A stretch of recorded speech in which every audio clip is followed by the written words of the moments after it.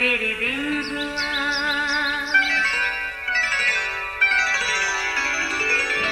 नया फिर दिन हुआ, पुरानी रात का करे सो शुक्र हम खुदा की जात का, खुदा की जात का नया फिर दिन हुआ।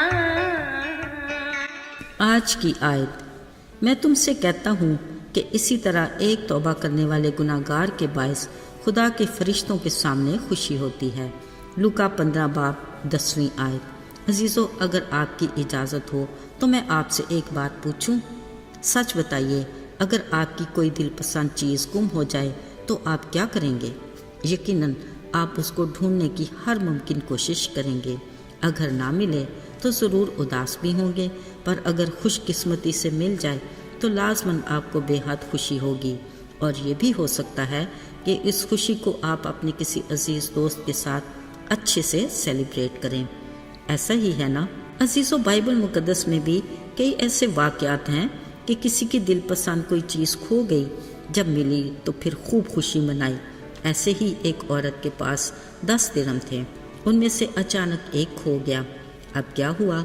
उसने चिराग जलाकर झाड़ू लगाया और खूब सफाई करके उस दिरहम की तलाश करने लगी। शायद ये पूरे 10 दिरहम उसके लिए बड़ी अहमियत के हामिल थे। जब भी एक के गुम होने से उसे खासी परेशानी थी।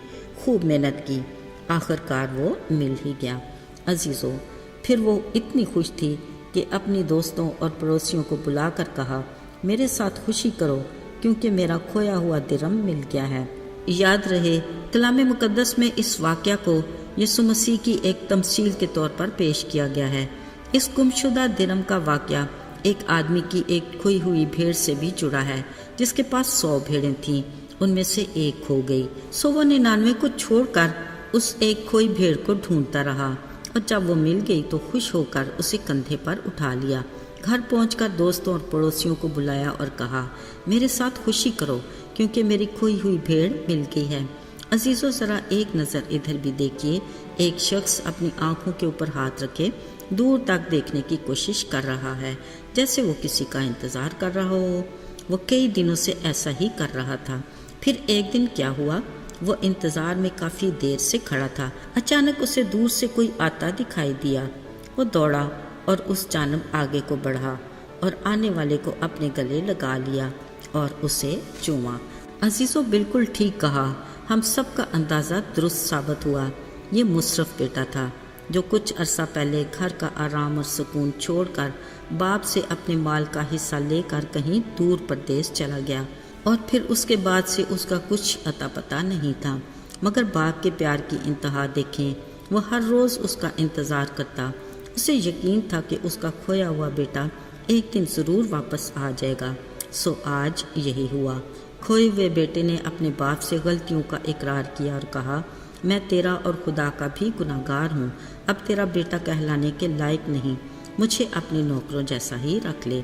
अजीज़ों, कलाम में लिखा है, जब बाप को उसका खोया हुआ बेटा मिल गया, उसने बड़ी ज़ियाफ़त की और कहा, मेरा बेटा मुर्दा था, अब जिंदा है, खो गया था, अब मिला है।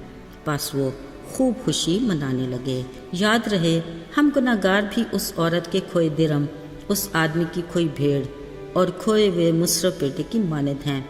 कलाम में लिखा है, हम भेड़ों की मानद भटक गए, हम में से हर कोई अपनी राह को फिरा। यीशु मसीह हमें भी ढूंढता फिरता है कि हमें खतरों, गुनाह की दलदल और हलाकत से बचा ले।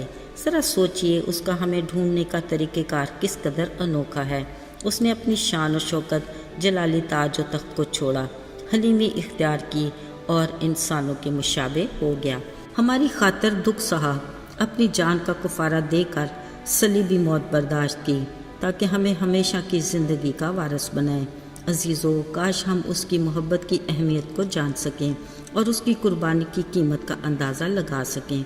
उसने कहा, एक तौबा करने वाले गुनाहगार के बायस आसमान पर खुशी होती है। मतलब हमारा खुदा एक गुनाहगार के तौबा करने से अपने फरिश्तों के साथ खुशी मनाता है। याद रहे, ये हमारे लिए कितने एजाज़ की बात है। हमारे यस्सु खुदावंद का अनोखा प्यार کہ وہ اپنی مخلوق کو اندھیروں میں بھٹکنے نہیں دیتا، گناہ کی گہری کھائیوں میں گرنے نہیں دیتا، بلکہ ہمارے ڈگمگاتے قدموں کو مضبوط چٹان پر استوار کرتا ہے۔ آئیے شکر گزاری کے طور پر ہم سب کہیں، یسوع رکھنا ہمیں سائے میں اپنے صدا۔ آئیے دعا کریں۔ آئے آسمانی باپ، ہم بڑی عاجزی حلیمی سے تیرے حضور میں آتے ہیں۔ ہم جانتے ہیں کہ تیری نگاہ ہر پل ہماری نگہبان ہے اور تیرا قوی اور قادر ہاتھ ہمیں بچاتا ہے، تو بھی ہم اپنی مرضی کی زندگی جینا چاہتے ہیں۔ آج ہم اس بات کا اقرار کرتے ہیں کہ ہم کھوئی ہوئی بھیڑ کی مانند بھٹک گئے ہیں۔